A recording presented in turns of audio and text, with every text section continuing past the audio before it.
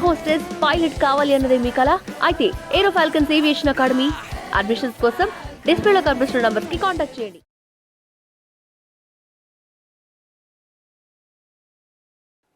అందరికీ నమస్కారం. ఆంధ్రప్రదేశ్ అసెంబ్లీలో ఎమ్మెల్యేలు వర్సెస్ మంత్రులు. ఎవరైతే ఎమ్మెల్యేలు అడిగే ప్రశ్నలకు మంత్రులు సమాధానం చెప్పడం లేదా?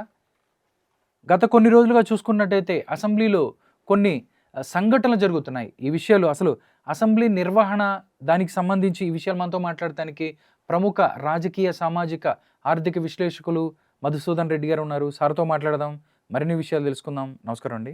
నమస్తే సార్, ఆంధ్రప్రదేశ్ అసెంబ్లీకి సంబంధించి ఎమ్మెల్యేలు అడిగే ప్రశ్నలకు మంత్రులు సమాధానాలు చెప్పలేకపోతున్నారు అంటూ అని ఒక వాదన వినిపిస్తుంది. ఎలా చూస్తారు సార్? ఏం చెప్తారు దీనికి సంబంధించి?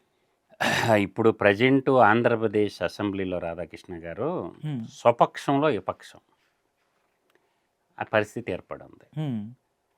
అంటే ఈ దాడి ఇలా ప్రశ్నలు వస్తాయని కూడా మంత్రులు ఊహించాల. మంత్రులు ఏంటంటే ప్రిపేర్ అవ్వకుండా అందరం మనోళ్లే కదా, మనల్ని అడిగేటోడు ఊళ్ళే అన్నటువంటి అశ్రద్ధతో మంత్రులు సభకు వచ్చారు.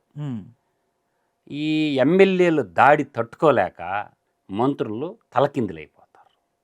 ఎమ్మెల్యేలు ఏం చేశారంటే బుల్లెట్ లాంటి క్వశ్చన్లు అడుగుతున్నారు. అడుగుతుంటే మంత్రులు సమాధానం చెప్పటం లేదు. సమాధానం లేని శాసనసభగా మారిపోయింది. అంటే ప్రతిపక్షంగాని ఉండుంటే ఇంకా ఎలా ఉండేది అనేటటువంటి ప్రశ్న జనాభాలో తలెత్తుతుంది. ఇప్పుడు స్వపక్షంలోనే విపక్షం లాగా కొంతమంది ఎమ్మెల్యేలు అయితే ఐ సెల్యూట్ టు కోన రవికుమార్ కానీ తెలుగుదేశం పార్టీలో బుచ్చి చౌదరి గారు కానీ ధూళిపాళ్ల నరేంద్ర కానీ మన బొండవమా అది బేస్లెస్ ఆర్గ్యుమెంట్స్ సబ్జెక్ట్ లేని మాట్లాడుగా నాకాడ నేను చెప్తా పేర్లు. అంటే సబ్జెక్ట్ ఉండే మాటలు వేరు, డోలు కొట్టేవి కాదు. సబ్జెక్ట్తో కొట్టాలా మంత్రిని. ధూళిపాళ్ల నరేంద్ర గారు కానీ, ఆ తర్వాత నేను చెప్పిన పేర్లు బుచ్చి చౌదరి గారు కానీ, తెలుగుదేశం పార్టీలో కోన రవికుమార్ ధీటుగా ఎదుర్కొంటే సమాధానాలు లేవు. ఇంకెందుకు ఆ మంత్రులు రిజైన్ చేసి వెళ్ళిపోండి. దేనికి ఉంటాం ఆ సభలో? ఇప్పుడు పనికి మాలిన మంత్రులు దేనికి ఉంటాం? సమాధానం చెప్పాలి. స్పీకర్ సమాధానం చెప్పేది ఏంది? ఏం పని స్పీకర్కి? మంత్రి సమాధానం చెప్పాలంటే స్పీకర్ సమాధానం చెప్తుండు. ఎందుకు అసలు స్పీకర్ తన విధేంది? నువ్వేంది సమాధానాలు చెప్పేది? అంటే స్పీకర్ సమాధానాలు చెప్పడా, మంత్రి చెప్పడా? కంట్రీ పనులు చేసుకుంటుంటాడా ఏంది? అందువల్ల ఏంటంటే ప్రశ్నలు కూడా ఏంటంటే ముందు రోజే ఇస్తారు. ఎందుకంటే ప్రివిలైజేషన్, అది సభ్యుల యొక్క ప్రివిలైజేషను. క్వశ్చనరీ లిస్టు వాళ్ళకి ముందు ఇవ్వాలి. ఇవి వస్తుండే అని చెప్పి ముందే ఇవ్వాలి. అవి కూడా ఇవ్వటంలే. ఆఫీస్ బేరర్స్, శాసనసభ బేరర్స్, సెక్రటరీలు కూడా ఆ ప్రశ్న వాళ్ళకి ముందు రోజు ఇవ్వాలి. వాళ్ళు ప్రిపేర్ అయ్యి రావాలి కదా సభకి. అప్పటికప్పుడుకి ఎలా చేస్తారు? అయినా వాళ్ళకున్న సీనియారిటీని బట్టి దుమ్ము దులుపుతున్నారు. మొన్న కొణతాళ రామకృష్ణ గారు, జనసేన ఎమ్మెల్యే కొణతాళ రామకృష్ణ గారు పొలైట్గా వేసేసాడు, పంచ ఇరుక్కపోయిండు. అలాగే బీజేపీ శాసనసభ్యులైనటువంటి విష్ణుకుమార్ రాజు వేసిన పంచి దెబ్బకి నారాయణ పంచి తడిచిపోయింది అని చెప్పగలను నేను. అంటే దీన్ని ఏమంటే ఇలా సభ జరగాలని ఇప్పటి నుంచో కోరుకుంటున్నాం. అలాంటి వాళ్ళు ఇలాంటి క్వశ్చన్లు ఎమ్మెల్యేలు అడగాలని, ఈ మంత్రుల్ని కడగాలని అందరు అనుకుంటారు. నారాయణ పని అయిపోయింది. నారాయణ అన్ఫిట్ అని తేల్చేశారు. తొందరగా నారాయణ రిజైన్ చేసిపోవటం మేలు మంత్రి పదవికి. ఇప్పుడు నారాయణ వల్ల అమరావతి రైతులు కూడా నారాయణకి చీపులు పొరకలు తీసుకునే రోజు తొందరలోనే ఉంది నారాయణకి. నారాయణ చెప్పేది తక్కువ, చేసేది మాటలు బాగానే చెప్తాను కానీ పని ఏమి లేదు. అందువల్ల ఏంటంటే నారాయణ గారు ఫెయిల్ అయిపోయాడు పూర్తిగా ఈ సెషన్లో అయితే అని నేను ఘంటాపదంగా చెప్పగలను. కొన్ని నిజాలు కూడా నారాయణ గారు ఒప్పుకున్నారు. ఇంకా ఇలాంటి క్వశ్చన్లు వెయ్యాలని చెప్పి శాసనసభలో ఎమ్మెల్యేలందరినీ చేతులు జోడించి ఏడుకుంటున్నాను. ప్రజాస్వామ్యాన్ని కాపాడాలంటే ఏం చేయాలంటే ఎమ్మెల్యేలు ప్రశ్నలు సంధించాలా. ఈ డోల్ బాజా డోల్ పొగడతం ఉండొద్దు. మీ నియోజకవర్గాల్లో సమస్యలు ఏముండయో, వాటర్ సమస్యలు కానీ, తర్వాత మీ నియోజకవర్గాల్లో ఏ అయితే సమస్యలు ఉన్నాయో ఆ సమస్యల గురించి ఎలుగెత్తి చాటమని అంటున్నా. ఎందుకో కొంతమంది ఎమ్మెల్యేలు భయపడుతున్నారు. భయపడాల్సిన అవసరం లేదు. ప్రజాస్వామ్యంలో నిగ్గదీసి అడిగితే మాలాంటి వాళ్ళం మాట్లాడేదానికి అవకాశం ఉంటుంది. మీరు కప్పెట్టుకొని పొగట్టానికి రాకూడదు రాధాకృష్ణ గారు. ఎమ్మెల్యే యొక్క తన యొక్క విధి ఇండస్ట్రియలైజేషన్ మీద అడగొచ్చు, డ్రింకింగ్ వాటర్ మీద అడగొచ్చు, తర్వాత ఇరిగేషన్ మీద అడగొచ్చు. మా నియోజకవర్గంలో అయితే మా ఉదయగిరి ఎమ్మెల్యే కాకర్ల సురేష్ గారు, అయ్యా 79 సంవత్సరాలు అయిందా స్వతంత్రం వచ్చి, తాగటానికి మంచినీళ్ళు లేవని అడిగారు. అది సభకే ముఖ్యమంత్రికి అవమానం కదా. అయితే ఏంది ఆ ఉదయగిరి సమస్య ఏంది, ఎందుకు వాటర్ లేవు, వాళ్ళకి ఇరిగేషన్ వాటర్ లేవు, ఉదయగిరికి సంబంధించి డ్రింకింగ్ వాటర్ లేవు. డ్యాము పక్కనే ఉదయగిరి సోమశిల డ్యామ్ పక్కనే డ్యాము సోమశిల డ్యామ్ పక్కన ఉదయగిరి ఉంటుంది, కానీ తాగటానికి సాగునీరు తాగునీరు లేదు. కాబట్టి ధీటుగా ఎమ్మెల్యే గారు ఎన్ఆర్ఐ గారు అడిగారు, తప్పులేదు. ఆ బాధ్యత ఎవరిని, అప్పుడు సమాధానం ఎవరు చెప్పాలా? డ్రింకింగ్ మినిస్టర్ చెప్పాలా, ఇరిగేషన్ మినిస్టరు చేతులు పైకి ఎత్తేసారు. అర్థం కాల, శుద్ధి మెత్తగా వేసాడు క్వశ్చన్లు, సమాధానాలు లేవు. అందువల్ల నేను ఎమ్మెల్యే కూటమిలో ఉండేటటువంటి ఎమ్మెల్యేలందరూ ఎట్లా యువజన శ్రామిక రైతు పార్టీ వాళ్ళు అసెంబ్లీకి రారు కాబట్టి మీరే ప్రతిపక్ష పాత్ర పోషించండి, పోషించేసి అన్ని రంగాల్లో అడగండి. ఇప్పుడు ఎఫ్ఆర్బిఎం చట్టం లిమిట్ అయిపోయింది, ఇంకా అప్పులు తెచ్చుకునే దానికి కూడా లేదు. నిన్న చెప్పేశాడు, నారాయణ చెప్పాడు, ఎఫ్ఆర్బిఎం లిమిట్ అయిపోయింది, ఇంకా డబ్బులు తెచ్చేదానికి లేదు అన్నాడు. అంటే 6 నెలలకు నాకేశారనమాట. రాష్ట్రానికి రావాల్సిన దాన్ని 6 నెలలు ఎత్తేసి అయిపోయినాయి. ఇంకా 6 నెలలు ఇంకే నుంచి తెస్తారు? ఇప్పుడు ఒక చిన్న క్వశ్చన్ నేను చెప్తాను రాధాకృష్ణ గారు. హడ్కో ఇళ్లకు సంబంధించి మంచి క్వశ్చన్ రైజ్ చేశారు అందరూ కూడా. బుచ్చి చౌదరి గారు కానీ, కోన రవికుమార్ కానీ, ఆ తర్వాత ధూళిపాళ్ళ నరేంద్ర కానీ, కొనతాల రామకృష్ణ గారు కానీ వేశారు. దానికి ఏం చెప్తున్నంటే ఆశ్చర్యపోయినాను రామకృష్ణ, ఆశ్చర్యపోవటం నా వంతైంది. 3664 కోట్లు ఫిగర్ గుర్తుపెట్టుకోండి. నా మాటలు కదా ఇయ్యే, మన నారాయణ చెప్పిన మాటలు చెప్తుండ. 3664 కోట్లు కాంట్రాక్టర్లకి పాత బకాయిలు ఇవ్వాలంట. అవి కాకుండా ఆడ్కో ఇళ్ళు ఇప్పుడు కంప్లీట్ అవ్వాలంటే 2100 కోట్లు కావాలంట. ఈ డబ్బులు రూపాయలు లేవంట నారాయణ కాడ. అటు పాత బిల్లులు ఇవ్వడానికి డబ్బులు లేవంట, కొత్తగా వర్కలు చేసేదానికి డబ్బులు లేవంట. దాంట్లో బీజేపీ నాయకుడు అయినటువంటి విష్ణుకుమార్ రాజు, బీజేపీ శాసనసభ నాయకుడు అయినటువంటి విష్ణుకుమార్ రాజు, ఆయనకి 23 కోట్లు రావాలంట. ఎప్పుడు 2018, 2019 బిల్లులు అంటాయి. ఇప్పుడే జగన్మోహన్ రెడ్డి ముఖ్యమంత్రి కాకముందు బిల్లులు అంటాయి. వాళ్ళకేంటంటే ఏమయ్యా మా డబ్బులు కట్టేంది అని అంటే 800 ఎకరాలు ఐడెంటిఫైడ్ చేశాడంట. ఇంకొక 200 ఎకరాలు చూసుకొని ఈ 1000 ఎకరాలు తాకట్టు పెట్టి, 1000 ఎకరాలు తాకట్టు పెట్టి ఒక 4500 కోట్లు అడ్కో నుంచి రుణం తెచ్చి ఈ 3664 కోట్లు ఇస్తానని సభ సాక్షిగా నారాయణ చెప్పాడు. అంటే దీన్ని బట్టి ఏమర్థమవుతుంది? ఆంధ్రప్రదేశ్ మీద నమ్మకం లేదు, మార్టిగేజ్లో ఆంధ్రప్రదేశ్. అర్థమైపోతుందిగా, మార్టిగేజ్ పెడితే కానీ డబ్బులు ఇచ్చేటటువంటి పరిస్థితి లేని నేటి దుస్థితి. ఇంకా దీన్ని బట్టి మీరు ఊహించుకోండి ఆంధ్రప్రదేశ్ యొక్క ఆర్థిక వ్యవస్థ ఏ విధంగా ఉందో. ఈ విధంగా చూసుకుంటే రాధాకృష్ణ గారు అనేక సమస్యల మీద ఎమ్మెల్యేలు అయితే డ్యూటీగా క్వశ్చన్లు సంధిస్తారో మంత్రులందరికీ తడిచిపోతుంటాయి. అందువల్ల మంత్రులు భద్రంగా ఉండాలా. అందరూ అలాగెలాగుంటారా? విష్ణుకుమార్ రాజు ఏమో తగ్గే పరిస్థితిలో లేడు. జనసేన వాళ్ళు కూడా గట్టిగా ఎమ్మెల్యేలు కూడా క్వశ్చన్లు అడగాల. అందువల్ల ఏంటంటే స్వపక్షంలో విపక్షం అని మాత్రం నేను చెప్పగలను. ఎందుకో కానీ నారాయణ చేతిలో రాజధాని పెట్టాడు, రాజధానిని నారాయణ చేతుల మీదుగా నిండా ముంచబోతుండో అని మాత్రం నేను ఘంటాపదంగా చెప్పగలను. నారాయణ అనేటటువంటి వ్యక్తి నమ్ముకుంటే అమరావతి ఆడబడుచులు ఈర వనితలై, దుర్గా మాతలై, వీర నారీలుగా, ఝాన్సీ లక్ష్మీబాయిని లాగా, ఒక కాకతీయ రుద్రమదేవిలాగా చీపుర్లు పొరకలు రెడీగా పెట్టుకోండి అమ్మా. మిమ్మల్ని మోసం చేస్తుండ నారాయణ, దీంట్లో డౌటే లేదు.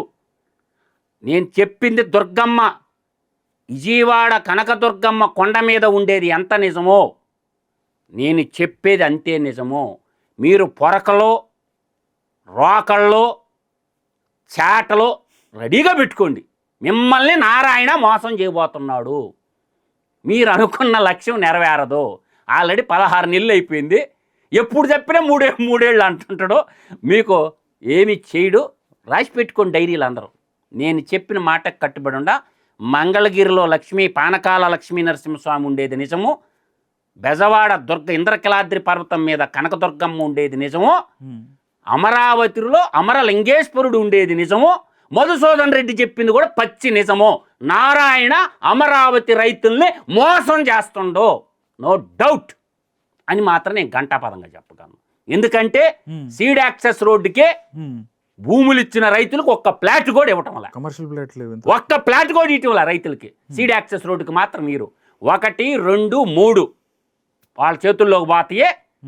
4, 5 నుంచి వాళ్ళకి ఇస్తారు. రెండోది వీళ్ళ లేఅవుట్లు కూడా అభివృద్ధి చేసేటటువంటి పరిస్థితి కూడా కానరావటంలా. ఎందుకంటే వీళ్ళకి ఇచ్చిన ప్లాట్లో ఇంటర్నల్ రోడ్లకు టెండర్లు పిలవాలా, కరెంట్ సెవేజ్కి పిలవాలా, స్కూల్ బిల్డింగ్కి కాంట్రాక్ట్ పిలవాలా, కమ్యూనిటీ బిల్డింగ్కి పిలవాలా, హాస్పిటల్కి పిలవాలా, పోస్ట్ ఆఫీస్కి పిలవాలా, అసలు అమరావతి బస్సు టెర్మినల్కి కూడా టెండర్లు పిలవాలా. ఇంకా దీన్ని బట్టి అర్థం చేసుకోండి. ఏంటంటే సచివాలయం అయిపోద్ది, నూతన సచివాలయం, నూతన హైకోర్టు అయిపోద్ది, అడ్మినిస్ట్రేషన్ బిల్డింగ్లు అయిపోతాయి, ఎమ్మెల్యేల క్వార్టర్స్లు అయిపోతాయి, అడ్మినిస్ట్రేషన్ ఆఫీసులు వాళ్ళే అయిపోతాయి. అమరావతి రైతులకు మాత్రం మిగిలేది పెద్ద గుండు సున్నా. వాళ్ళకు ఒక్క ప్లాట్ కూడా ఇప్పటి వరకు టెండర్లు పిలవాలా. దీన్ని బట్టే మీరు అర్థం చేసుకోండి. ఇప్పటి వరకు ఏదన్నా ఒక లేఅవుట్కి ఇంటర్నల్ రోడ్లు కానీ వాళ్ళకి ఐడెంటిఫై చేయాలి కదా. వాళ్ళకి స్కూల్ బిల్డింగ్ కట్టాలా, ఇంటర్నల్ హాస్పిటల్ కట్టాలా, ఇది పిహెచ్సిలు కట్టాలి కదా, తర్వాత పోస్ట్ ఆఫీస్ కట్టాలి కదా. ఒక పోస్ట్ ఆఫీసు, ఒక పిహెచ్సి, ఒక బస్ స్టాండు, బస్ స్టాండింగ్ అయిపోతుంది. ఇదైతే జరగబోద్ది. ఈ 5 మాత్రం అవుతాయి. నేను చెప్పిన 5 అవుతాయి. రోడ్లు అవుతాయి, నేను చెప్పిన 5 అవుతాయి. టవర్లు, ఈ సిఆర్డిఏ బిల్డింగ్ అయిపోద్ది. అమరావతి 2029 ఓట్లు ఏంటి, ఆ తర్వాత చూస్తామంటారు.